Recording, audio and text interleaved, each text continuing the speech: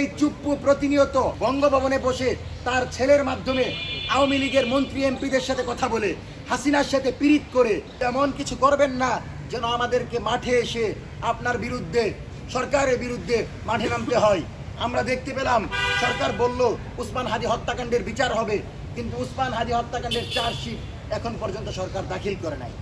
যেহেতু সরকার জুলাইয়ের গণভোটের গণরায় বাস্তবায়ন করে নাই, উসমান হাদি হত্যাকাণ্ডের বিচারের ব্যাপারে অগ্রগতি করে নাই, হাসিনা কামালের ফাঁসির রায় এখনো দেয় নাই, সেহেতু আমরা কোনোভাবেই রায় দিলেও কার্যকর করে নাই। সেজন্য আমরা মনে করি এই সরকার জুলাইয়ের আকাঙ্ক্ষার উপর এখনো প্রতিষ্ঠিত হতে পারেনি।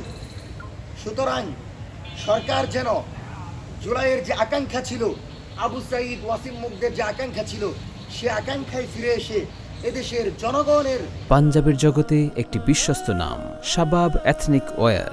চাওয়ার আলোকে এ রাষ্ট্র পরিচালনা করবে, এটা আমরা দাবি জানাবো। এবং আমরা এই জায়গা থেকে বলবো, হাসিনা ফেরত আসার গল্প মানে চুপ্পুর গল্প। এই চুপ্পু প্রতিনিয়ত বঙ্গভবনে বসে তার ছেলের মাধ্যমে আওয়ামী লীগের মন্ত্রী এমপিদের সাথে কথা বলে হাসিনার সাথে পীড়িত করে। সুতরাং বঙ্গভবন থেকে যদি আপনি চুপ্পুকে অপসারণ করতে না পারেন, তাইলে কিন্তু হাসিনা দেশে এসে ছাত্রলীগ যুবলীগদেরকে লেলিয়ে দিয়ে তারেক রহমানকে ক্ষমতা থেকে অপসারণ করাবে।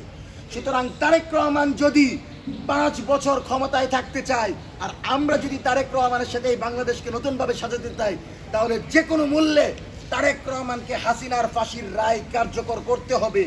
আওয়ামী লীগ, ছাত্রলীগ, যুবলীগ, স্বেচ্ছাসেবক লীগকে মুক্ত বাতাসে রেখে বাংলাদেশের জনগণের নিরাপত্তা দেওয়া যাবে না।